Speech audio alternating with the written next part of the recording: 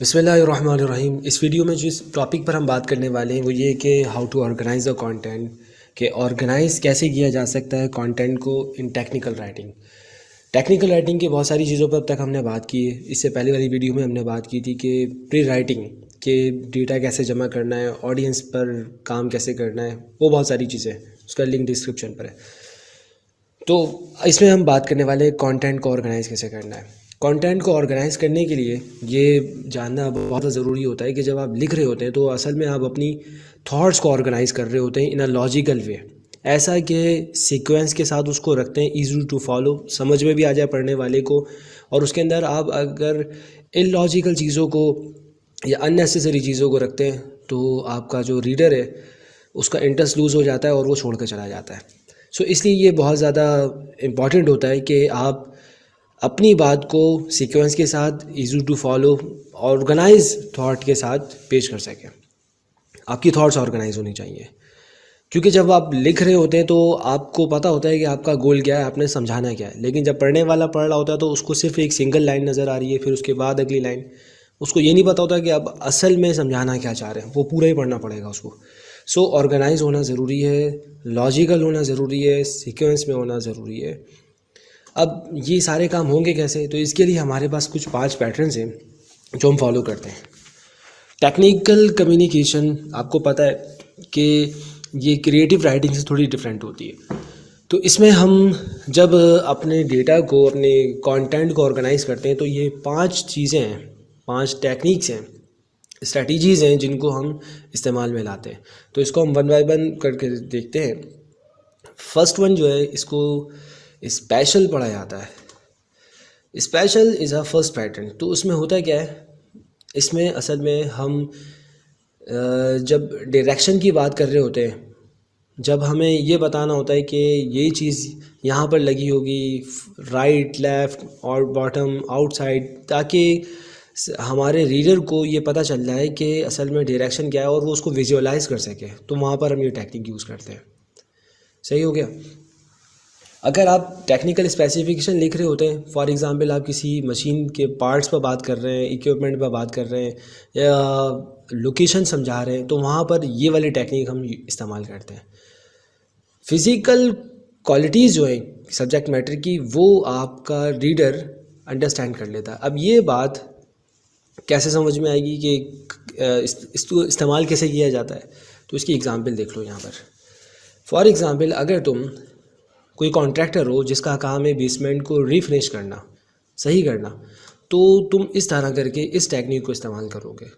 वो ऐसे कि तुम बता रहे होगे कि मैं बेसमेंट की जो नॉर्थ वॉल है, अब नॉर्थ वॉल बोला तो इसका मतलब है कि नॉर्थ की तरफ जो वॉल है, डेफिनेटली वही आपके जहन में आ रही है, डायरेक्शन पता चल रही है, लोकेशन एग्जैक्ट पता चल रही है। तो वहाँ पर आप ये कहेंगे कि फॉर एग्ज़ाम्पल कि मैं विंडो लगाऊंगा, विंडो का साइज़ ये होगा, इतनी वो चौड़ी होगी, इतनी लंबी होगी, इतनी उसकी हाइट होगी, और जो सीट है टू द राइट उसके ईस्ट वॉल पर मैं वहाँ पर ये चीज़ लगाऊंगा और उसका साइज़ भी आप साथ बता रहे हैं। साउथ वॉल जो है उस पर मैं ये लगाऊंगा। मतलब एक एक लोकेशन को left, right, up, down, north, west, सब कुछ आप इस्तेमाल करते हुए इन डायरेक्शन के वर्ड्स को क्लियर बता रहे होते ताकि उसको समझ में आ जाए। क्लियर हो गई ये वाली बात? तो कभी हम अपनी बात को बताने के लिए इस टेक्निक का इस्तेमाल करते हैं और कभी हम क्रोनोलॉजिकल टेक्निक को इस्तेमाल करते हैं, इस पैटर्न को। अब क्रोनोलॉजिकल क्या होता है? क्रोनोलॉजिकल का जब वर्ड यूज़ होता है तो उसका मतलब होता है सीक्वेंस। सही है। जैसे आप समझ लें, फ़र्ज़ कर लें कि आप ईएमटी हैं। ईएमटी मतलब इमरजेंसी मेडिकल टेक्नीशियन, और आप किसी वाक़ये के बारे में बता रहे हैं सीक्वेंस के साथ कि पहले हमने ये किया, वहाँ फिर हमने ये किया, ये किया। तो वहाँ आप इस टेक्निक का, इस पैटर्न का इस्तेमाल कर रहे होते हैं। ऐसे डॉक्यूमेंट्स जिसमें टाइम बताने मकसूद होते हैं, औकात यानी वक्त की जब औकात आती है, भाई ये गलत नहीं समझ लेना, तो वक्त का बताना ज़रूरी है, स्टेप्स बताना वहाँ पर ज़रूरी होते हैं, इंस्ट्रक्शंस देना ज़रूरी होती है इन स्टेप के, पहले ये करें फिर ये करें। वहाँ हम ये टेक्निक यूज़ करते हैं। एग्ज़ाम्पल आपके सामने मौजूद है। आप यहाँ ये बता रहे हैं कि हमने 1:15 जो है, 1:15 पर हम साइट पर पहुँचे और हमने पेशेंट की कंडीशन को असिस किया वहाँ जाकर, और हमने ये काम भी किए। इसके बाद 1:17 पर हमने स्टेबलाइजेशन करने के बाद पेशेंट की हमने कांटेक्ट किया। ये असल में अलग वर्ड है, द अलग है, हॉस्पिटल अलग है। हमने हॉस्पिटल से कांटेक्ट किया और फिर 1:20 पर जो है हम वहाँ उसको लेके पहुँच गए थे। आईवी ड्रिप उसको लगी हुई थी। सीक्वेंस में बताया जा रहा है इसमें, पहले ये हुआ, फिर ये हुआ, फिर ये हुआ, और उसके बाद आपने बताया कि जो हॉस्पिटल का स्टाफ था उसने पेशेंट की टेक केयर को अपने हैंड ओवर कर लिया। वक्त जिस वक्त हम पहुँचे हैं हॉस्पिटल उस वक्त ये टाइम हो रहा था, सीक्वेंस बता दिया। ये दूसरी टेक्निक थी जिसको हम क्रोनोलॉजिकल कहते हैं। थर्ड टेक्निक क्या है और थर्ड पैटर्न क्या है, वो है इम्पॉर्टेंस की। कभी हम अपने कंटेंट को उसकी इम्पॉर्टेंस की वजह से ऑर्गेनाइज़ करते हैं। जो चीज़ ज़्यादा इंपॉर्टेंट होती है उसको पहले लिखा जाता है, और जो कम इम्पॉर्टेंट होती है, लेस इम्पॉर्टेंट है, उसके मुकाबले में उसको फिर उसके बाद जिक्र किया जाता है। सही है। यहाँ पर मेटाफोरिकली बात को समझाने के लिए कहा गया है कि टेक्स्ट जो है आपका, आपके पेज का जो टेक्स्ट है, इज़ लाइक रियल इस्टेट। वो रियल इस्टेट की तरह है। रियल इस्टेट, जब कोई इलाका हम जाते हैं कहीं, फॉर एग्ज़ाम्पल मकान ख़रीदने चले जाते हैं फ़र्ज़ करने, तो लोकेशन मैटर करती है। जो चीज़ आपने इम्पॉर्टेंट बतानी है उसको उसी के लोकेशन पर रखा जाएगा। लोकेशन अगर चेंज कर दी उसकी इम्पॉर्टेंस ख़त्म हो जाएगी। बहुत ही इंपॉर्टेंट बात ही सबसे लास्ट में की है, तो सबसे लास्ट में जो बात की जा रही है उसकी इम्पॉर्टेंस कम हो गई है। सो आपने अपने टेक्स्ट को भी इसी तरह ऑर्गेनाइज़ करना होता है।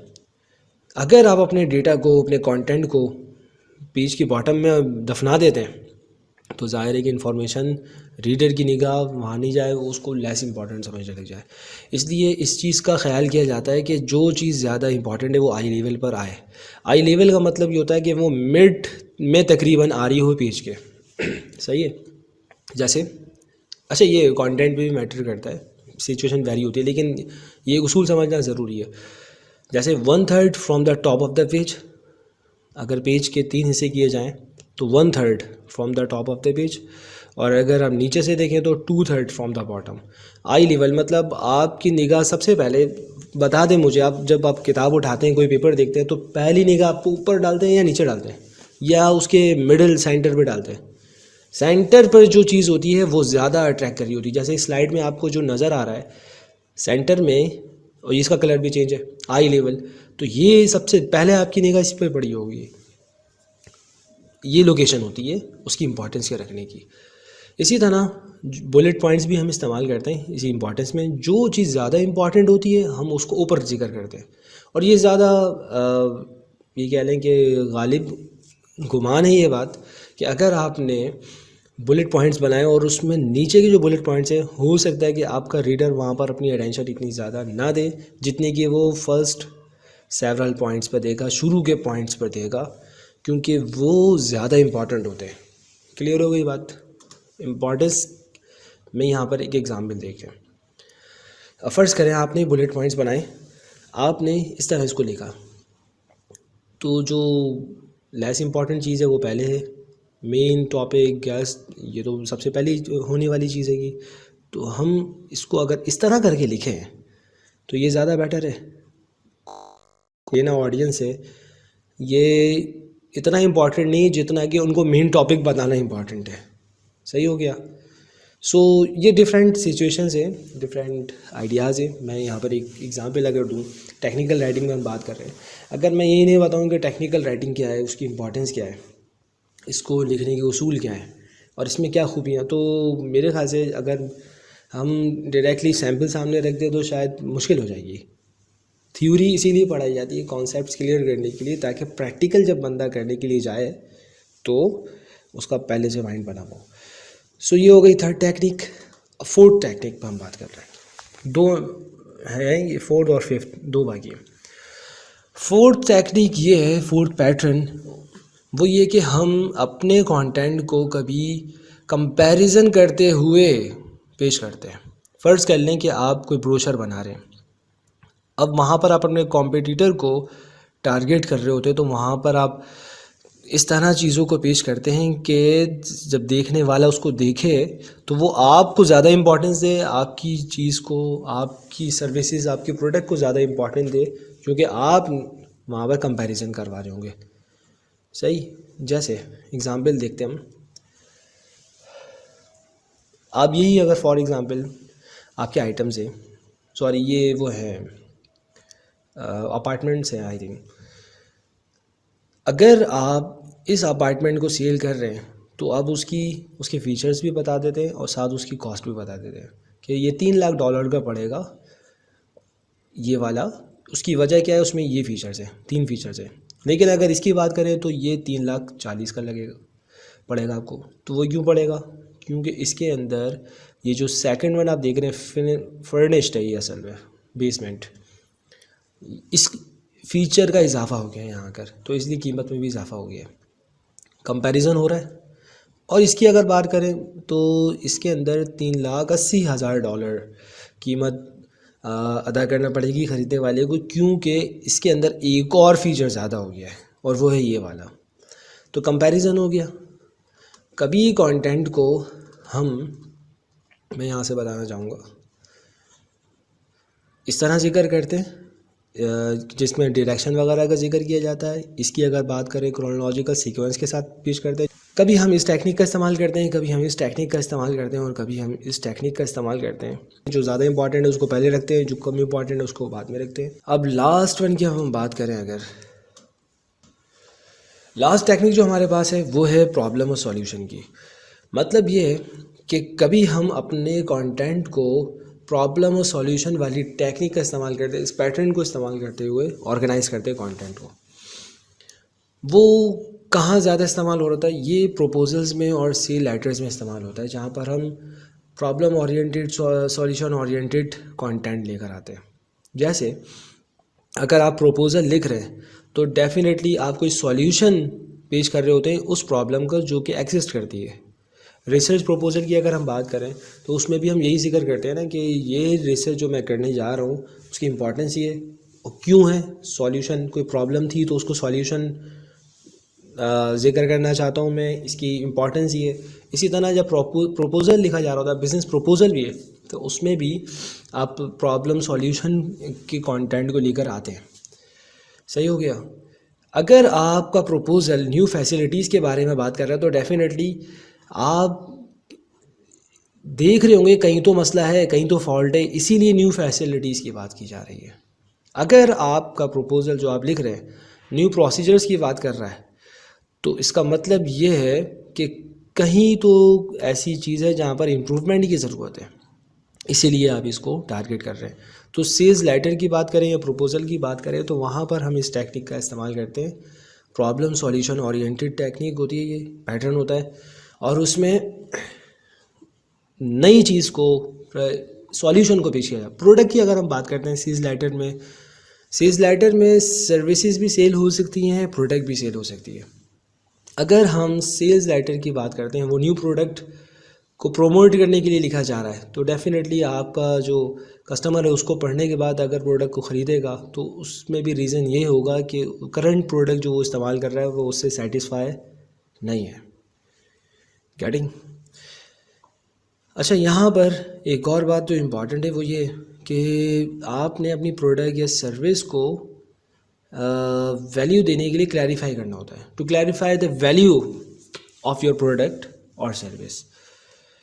और जो रीडर की ज़रूरत है उस पर आपने एम्फेसिस करना होता है, जोर देना होता है, सॉल्यूशन पेश करना होता है कि देखें प्रॉब्लम ये है तो सॉल्यूशन ये है। इसके एग्जांपल देख लेते हैं हम। यहाँ पर ये असल में 2 पैराग्राफ्स हैं।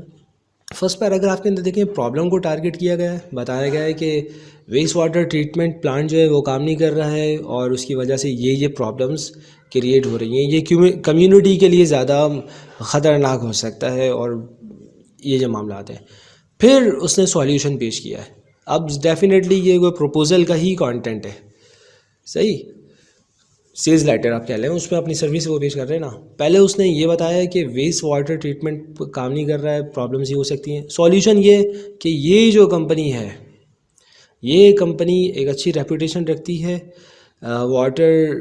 वेस्ट वाटर ट्रीटमेंट प्लांट्स को अपग्रेड करने में, सो इसलिए आप हमारी सर्विसेज को तरजीह दें, हम इस हवाले से काम करेंगे, इन लोगों के साथ पार्टनरशिप करते हुए और फैसिलिटीज़ को मॉडर्नाइज़ कर देंगे, प्रोटेक्ट योर कम्युनिटीज़ वैल्यूज़, उससे कम्युनिटी की वैल्यूज़ भी प्रोटेक्ट रहेगी। तो ये थी वो चीज़ें जो कि हम अपने कंटेंट को ऑर्गेनाइज़ करने के लिए इस्तेमाल करते हैं। आखिरी बात एक और है, वो भी छोटी सी है, वो बता देता हूँ मैं। वो ये कि फॉर्मेटिंग भी बहुत ज़्यादा मैटर करती है। आप अपने टेक्स्ट को फॉर्मेट ज़रूर करें, इसलिए कि ऐसा करने से वो ईज़ी टू एक्सेस हो जाता है, फॉर ईज़ ऑफ एक्सेस। कैसे कि पढ़ने वाले को आसानी से समझ में आ जाता है। अगर फॉर्मेटिंग नहीं हुई, एक ही पैराग्राफ चले जा रहा है और चले ही चला जा रहा है और लग रहा है कि पूरी दीवार खड़ी हो गई लफ्ज़ों की, तो आपका जो रीडर है उसको देख कर कहेगा कि बाद में पढ़ेंगे, शायद बहुत डिटेल वाली बात है। आइडियाज़ को ऑर्गेनाइज़ करना बहुत ज़रूरी होता है। आपने देखना होता है कि स्क्रीन पर लगेगा कैसे, कहाँ पर पैराग्राफ चेंज होना चाहिए, कहाँ पर राइटिंग आनी चाहिए, कहाँ पर आपने इटैलिक करना होता है चीज़ों को, कहाँ बोल्ड करना है, ये आपको पता होना ज़रूरी है। अगर पेज अनब्रोकन है, मतलब ब्रेक नहीं हो रहा और पैराग्राफ चेंज नहीं हो रहा, तो वो रीडर फ्रेंडली नहीं होगा। रीडर फ्रेंडली बनाने के लिए उस ऐसा बनाना होगा कि उसकी आंखों को भला लगे पढ़ने वाले की। सही है। इसी तरह हमने हाईलाइट भी करना होता है की पॉइंट्स को, ताकि हमारा जो टेक्स्ट है वो एक जैसा ना लगे। सही। जैसे अगर कोई शख्स मोनोटोन में बात कर रहा है, मोनोटोन जिसके अंदर उतार चढ़ाव नहीं आ रहा है, तो आप थोड़ी देर सुनने के बाद नींद में चले जाएंगे। लेकिन अगर आवाज़ में उतार चढ़ाव है, जहाँ जो बात कहनी है उसको कहने से पहले कहीं पॉज भी लिया जा रहा है, कहीं आवाज़ का इस्तेमाल किया जा रहा है कि तेज़ का होनी चाहिए, हल्की का होनी चाहिए बात, तो ये बहुत ज़्यादा मैटर करती है उनकी अटेंशन को ग्रैब करने में। ऐसे ही आपने लफ्ज़ों को जब लिखना है तो प्रेजेंट इसी तरह करना है कि उनको भला लगे। आइडियाज़ पढ़कर वो अपन सिर्फ पढ़ नहीं रहा होता है, बल्कि उसका जहन उसको कबूल कर रहा होता है। और दूसरी चीज़ एक और, बस आखिरी बात वो ये कि कभी हम टेक्स्ट का जो इस्तेमाल करते हैं वो भी बहुत मैटर करता है। फ़ॉन्ट साइज़ क्या है, फ़ॉन्ट कौन सा है। अगर हम टाइम्स रोमन की बात करते हैं तो वो प्रिंटिंग वगैरह में ज़्यादा इस्तेमाल होता है, लेकिन इस फ़ॉन्ट की अगर बात करें हम, जो ये लिखा हुआ है, तो कैलिब्री आई थिंक ये है, तो ऐसा फ़ॉन्ट स्क्रीन के लिए इस्तेमाल किया जाता है। मोबाइल फ़ोन्स में आप देखें, प्ले स्टोर पर जाकर कोई एप्लीकेशन डाउनलोड करें, वेबसाइट वगैरह कोई अगर देखें, तो यही फ़ॉन्ट यूज़ किया जा रहा होता है। तो ये थी वो कुछ चंद बातें जो कि हम अपने टेक्स्ट को ऑर्गेनाइज़ करने के लिए, कंटेंट को ऑर्गेनाइज़ करने के लिए इस्तेमाल करते हैं। मुझे उम्मीद है कि फ़ायदा हुआ होगा आपको। अगर कोई क्वेश्चन है तो कमेंट बॉक्स में आप कर सकते हैं। अस्सलामु अलैकुम वरहमतुल्लाहि वबरकातुहू।